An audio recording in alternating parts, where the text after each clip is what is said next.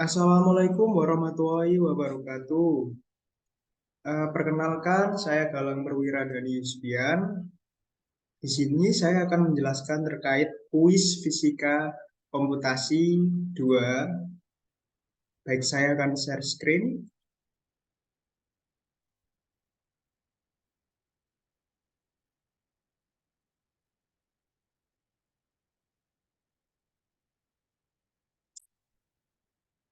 Baik, di sini eh, kuis fisika komputasi 2. Yaitu yang pertama, buatlah sebuah video yang menerangkan dua hal. Yang pertama, soal pertama. Perbedaan metode eksplisit dan metode implisit dalam menyelesaikan persamaan gelombang. Lalu, ceritakan perbedaan kedua metode ini, baik secara matematis maupun fisis. Lalu, soal yang kedua yaitu, lebih baik mana antara metode eksplisit dan metode implisit, baik dalam kasus parabolik, persamaan Laplace dan Poisson, maupun hiperbolik, persamaan gelombang. Oke, di sini saya mempunyai partner, saya nggak sendirian di sini. Saya mempunyai partner yaitu 3 asisten saya, yaitu Perplexity, ChatGPT, dan Bing dengan menggunakan GPT-4. Kalau misalnya ini kan masih ChatGPT 3,5, sedangkan Bing ini udah GPT-4. Nah, di sini kita tidak hanya membahas terkait tentang dua soal itu tadi, kita juga mampu membandingkan antara dari asisten saya yang pertama, kedua, dan ketiga. Mana hasil yang lebih konkret dan bagaimana jawaban dan ulasan dari mereka bertiga. Dan eh, mereka tajam saat menjawab kasus yang seperti apa. Nanti kita bisa mendapatkan hasil itu juga. Jadi tidak hanya mengerjakan kuis tadi, tapi kita bisa mendapatkan output-output yang lain. Oke, baik di sini soal yang pertama sudah saya copy. Bentar.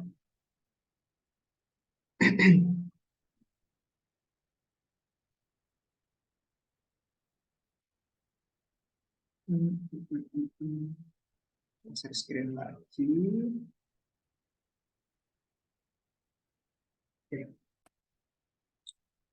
Nah, di sini kita udah ke asisten saya yang pertama, karena saya udah mengcopy soalnya. Kita paste di sini.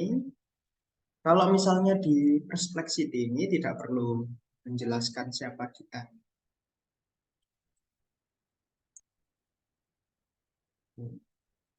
Di sini udah ada jawabannya.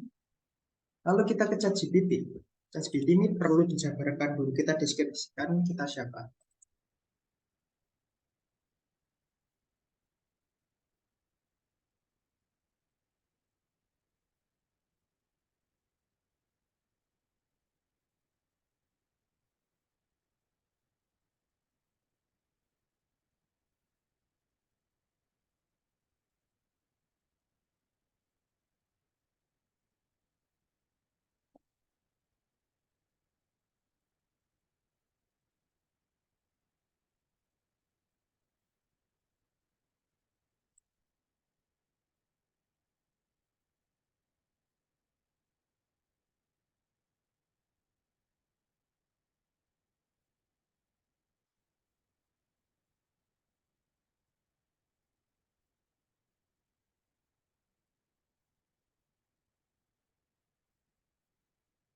Baik, lalu di sini kita copy tadi soalnya.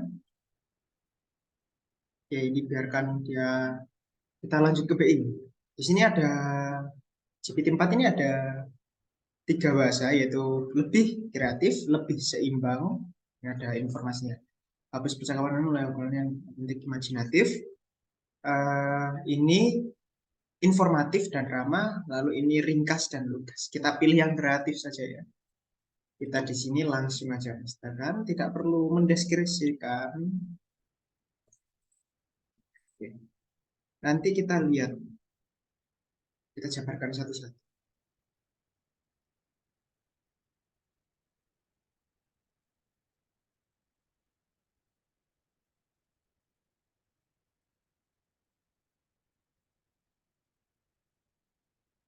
Dia bakal mencari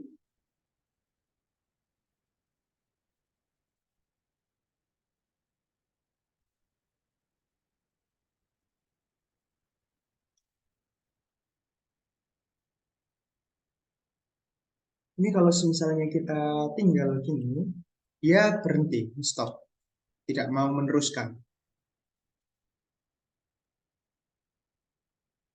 Harus open gitu. Ini penjelasan secara formal ya, bukan matematis. Oke, yang pertama kita cari di perplexity ini. Oke, dia menjawab apa? Jadi dia dijelaskan, metode eksplisit dan metode implisit merupakan dua metode yang digunakan dalam menyelesaikan persamaan gelombang. Berikut adalah perbedaan antara kedua metode ini. Yaitu metode eksplisit juga dikenal sebagai metode alternatif, alternating direction implicit (ADI), memerlukan pengalaman sebuah langkah eksplisit untuk menghasilkan solusi numerik akurat dari persamaan gelombang. Menggunakan konsep catatan terkhusus berasal rasa di mana variabel terputus di satu langkah dan tetap rata pada langkah-langkah berikutnya. Metode ini memiliki kemampuan yang sangat pesat dan bidang baik dalam software maupun hardware.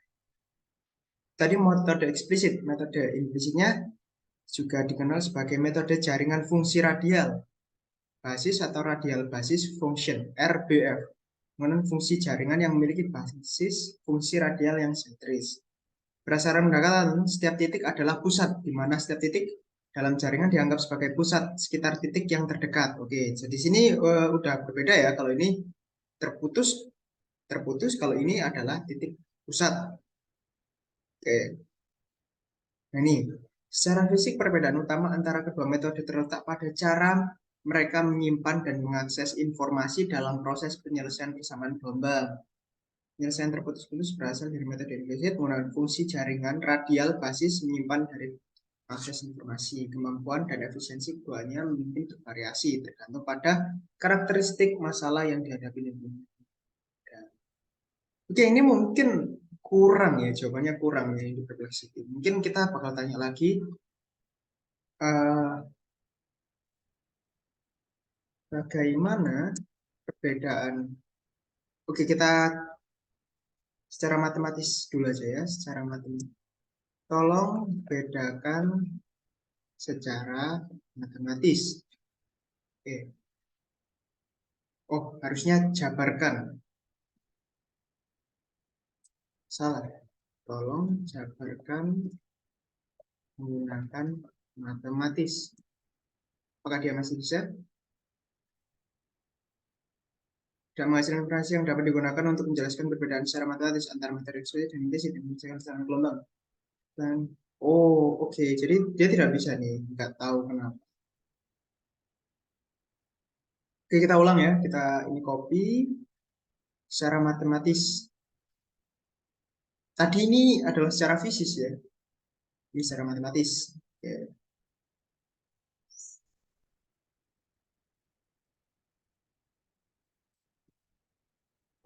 Oke, kita lihat GPT. Kita lihat.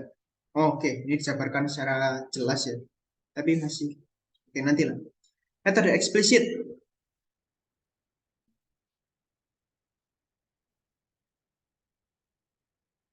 Oh, ini secara matematisnya melibatkan memperbarui nilai-nilai solusi pada titik waktu berikutnya secara langsung dari nilai-nilai saat ini. Oke, ini adalah perumusannya di mana UIJ adalah solusi pada posisi ruang I dan waktu adalah J dan R. Ada UIJ di mana I-nya ruang ini adalah I, waktunya adalah J dan R adalah rasio langkah waktu dan langkah ruang yang ditemukan oleh metode numerik tertentu. Jadi ini adalah rumusannya. Lalu implisit. Nah, ini kalau implisitnya ini harus dipecahkan pada setiap langkah waktu. Sebagai contoh persamaan gelombangnya berikut. Di mana A adalah rasio langkah waktu dan langkah ruang. Jadi pembedanya secara matematis tadi udah dijelaskan. Di sini udah benar. Kalau misalnya yang eksplisit, ini udah dijelaskan. Ya, nanti aja. Oke, kalau misalnya yang dari ChatGPT ini, yang eksplisit itu adalah secara langsung. Kalau misalnya yang implisit adalah dipecah ada setiap langkah waktunya gitu. Nah, ini perbedaan matematis dan fisiknya. Metode matematisnya eksplisit melibatkan pembaruan nilai secara langsung dan seringkali lebih mudah diimplementasikan, tapi bisa lebih tidak stabil dengan batas pada langkah waktu. Oke, implisit memerlukan penyelesaian sistem persamaan linier yang mungkin lebih kompleks, namun lebih stabil dalam langkah waktu yang besar.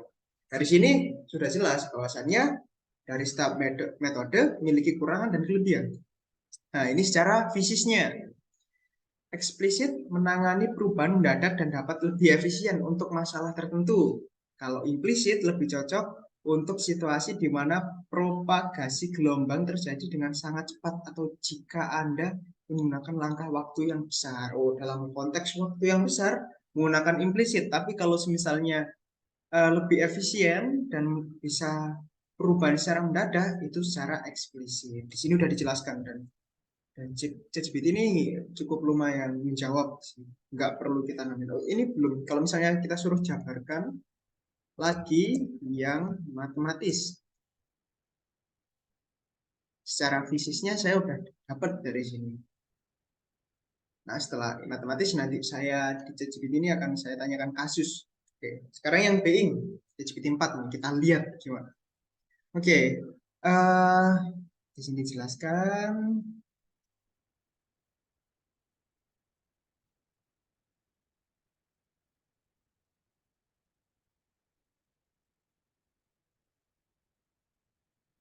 Nah, ini sama ini secara fisik ini.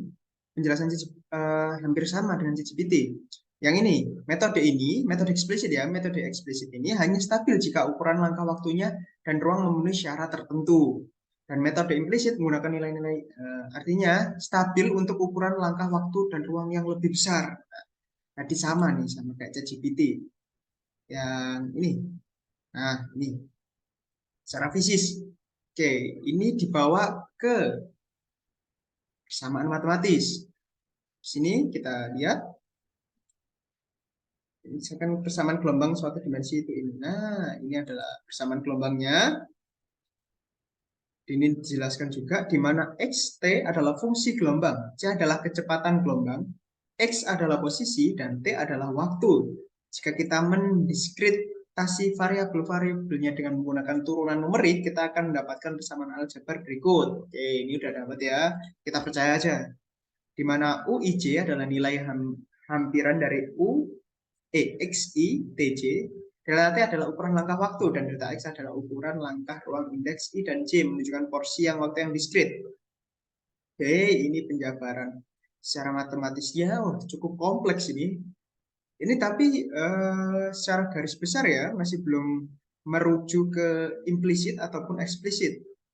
Oke, jika kita menggunakan jadi oke, dan hasilnya adalah ini yang terakhir. Apakah ini bisa di ini? Oh, cuma gitu. Persamaan ini harus diselesaikan simultan. Semua ini nilai I dan IJ yang membutuhkan metode eliminasi Gauss dan atau metode matriks lainnya. Jadi kita masih menggunakan eliminasi Gauss.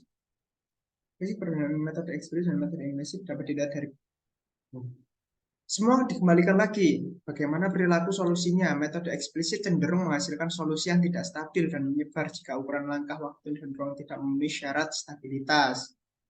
Nah, ini sama penjelasannya dengan yang ini tadi. Artinya metode ini eksplisit itu metode hanya stabil jika ukuran langkah waktu dan ruang memenuhi syarat tertentu. Kalau misalnya metode implisit, itu metode ini stabil ukuran langkah waktu dan ruang yang lebih besar. Oke. Sini juga enaknya di ChatGPT 4 ini sama seperti Preflex, jadi langsung udah ada ini ya, jurnalnya, langsung mengarah ke jurnal. Nah ini juga nih. Sama ini pasti. Oke. Nah, ini ada banyak kutipan-kutipan dan ini jelas bisa dibuka semua. Nah, ini bisa. Oh, itu download berupa file. Oke, kembali lagi ke refleks.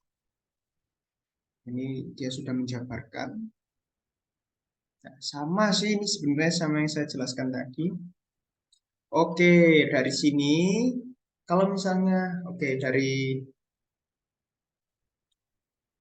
yang di ChatGPT aja kita sini apa saja kasus yang cocok untuk diselesaikan. Oh, tidak perlu karena tidak ada di soal. Oke, lanjut langsung ke yang kedua. Pertanyaan kedua, yaitu lebih baik mana antara metode eksplisit dan metode implisit baik dalam kasus parabolik maupun hiperbolik. Bentar, stop dulu. Saya copy dulu. Saya share screen lagi.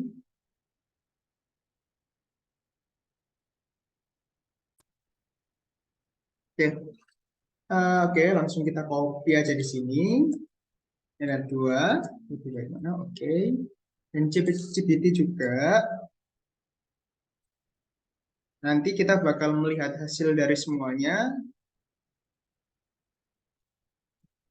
Dan apa kesimpulannya dari kuis kali ini?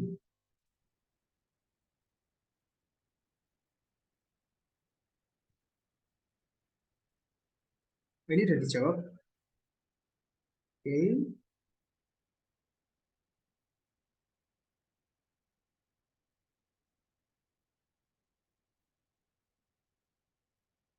Oke, kita baca ya depresi ini ya.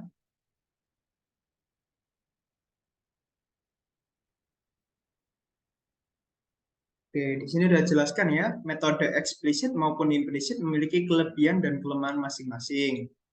Oke, dari sini persamaan parabolik, Laplace and Poisson.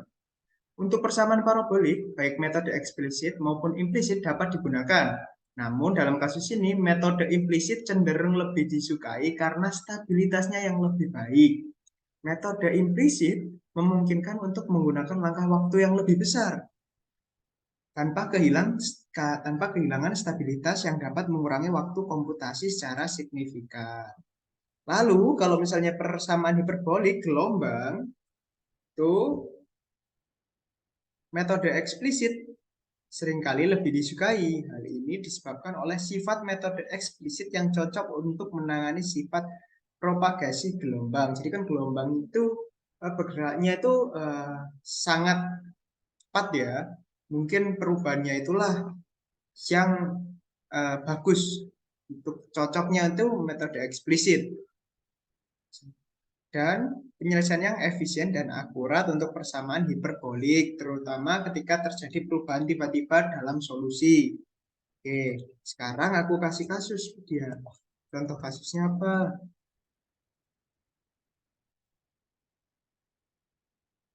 Oke, lalu kita lanjutkan di sini. ChatGPT. Oke.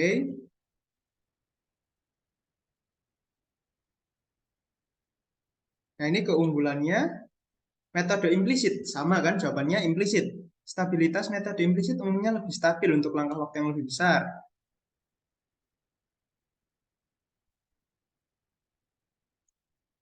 Nah, stabilitasnya bagus implisit kalau misalnya yang parabolik. Lalu yang hiperbolik, ini fungsi gelombang ya ini. C. Keunggulannya metode eksplisit adalah efisiensi. Yang kedua, stabilitas numeris.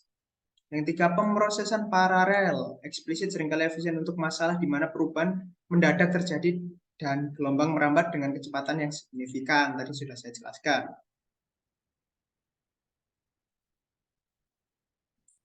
Dan kesimpulannya, ini udah dikasih kesimpulan, jadi ini cukup bagus, cuma kurangnya saat melampirkan daftar pustaka atau sumber tinjauannya dari mana itu kurang. Parabolik itu metode implisit seringkali disukai, sering digunakan karena stabilitas numerisnya yang baik. Hiperbolik, pilihan antara metode eksplisit dan implisit tergantung pada sifat-sifat spesifik dan masalah seperti kecepatan gelombang dan perubahan mendadak. Oke, ini kita dapat dari dua asisten saya, lalu kita cari yang di sini. Kita lihat.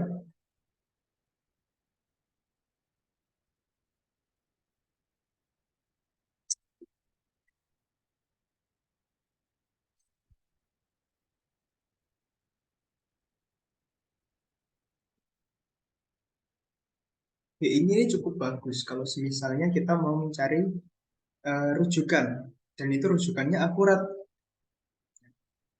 Jadi kita coba baca sekilas.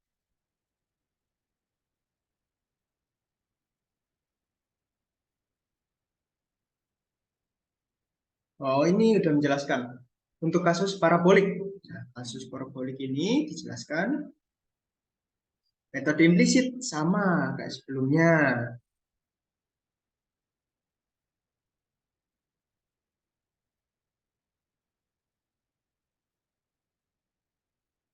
Nah, ini jika akurasi dan stabilitas lebih penting daripada efisiensi, maka metode implisitlah yang lebih baik.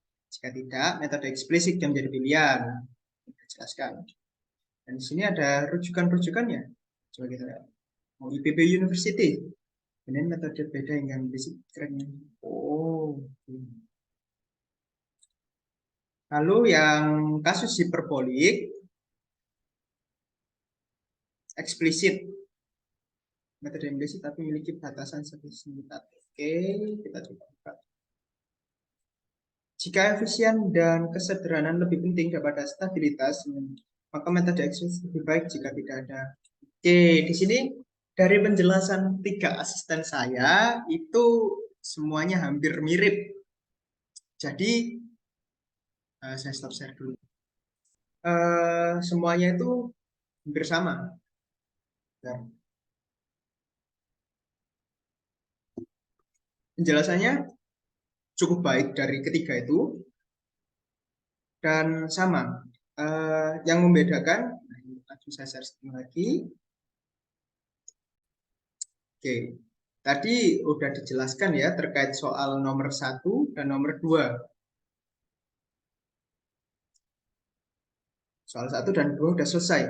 Dan apa sih yang bisa kita ambil dari 3 asisten kita ini? Yang pertama, kalau semisalnya perplexity ini menurut saya dalam permasalahan yang saya lakukan kali ini itu dia lebih merujuk pada video-video yang berada di YouTube. Ini misalnya kita tanya apa, dia langsung menyediakan di YouTube. Dia jadi source-nya ini ada gitu di YouTube. Coba kita ini contohnya siapa ini? Eliana. Ini Baik, Assalamualaikum warahmatullahi wabarakatuh. terus loh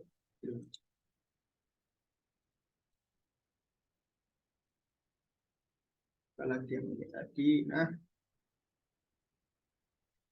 dan ini adalah video-video jadi banyak. Jadi dia ngasih suatu video tontonan lah. Dan ini juga dia juga menghasilkan hmm, rujukan yang bagus juga dan ada gitu. Nah, ini contohnya.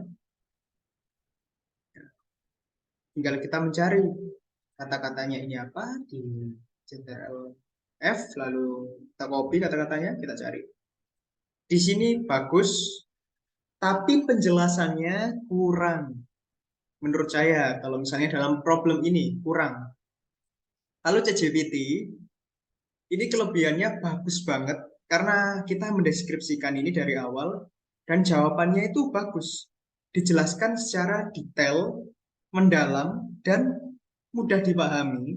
Namun kekurangannya adalah dia tidak melampirkan daftar pustaka. Dia tidak menampilkan rujukan. Kalau misalnya menampilkan rujukan pun, kadang saat dicari itu nggak ada gitu. Lalu itu ChatGPT kekurangannya hanya di rujukan saja. Lalu yang keempat, Being ini penjelasannya itu cukup bagus daripada Perplex dan cukup jelas dan rujukannya ini lebih jelas lagi, lebih kompleks lagi dikasih tahu dari jurnal-jurnal ataupun berita bahkan ini Kompasiana. Jadi uh, sangat jelas gitu. Dan kalau misalnya kita menjumpai problem-problem, lebih baik kita menggunakan banyak gitu. Jadi nggak hanya fokus pada satu saja. Kita bandingkan antara asisten kita yang pertama, dua, dan tiga. Kita lihat mana dari tiga itu, misalnya, oh penjabarannya kita ambil dari ChatGPT. Oke, kita ambil. Lalu eh, kalau misalnya rujukan, wah ini butuh rujukan. Kita ambil dari Being atau bahkan dari Perplex gitu. Mungkin kuis dari hari ini cukup sekian. Tidak hanya membahas terkait permasalahan kuis, karena yang jelas teman-teman saya sudah menjelaskan secara baik dengan PPT ataupun sebagainya. Tapi kalau saya akan menjelaskan secara, kita bandingkan antara tiga asisten saya tadi, kita bandingkan mana yang lebih bagus buat mencari penjelasan atau mencari rujukan. Seperti itu. Mungkin cukup sekian dari saya. Terima kasih. Wassalamualaikum warahmatullahi wabarakatuh.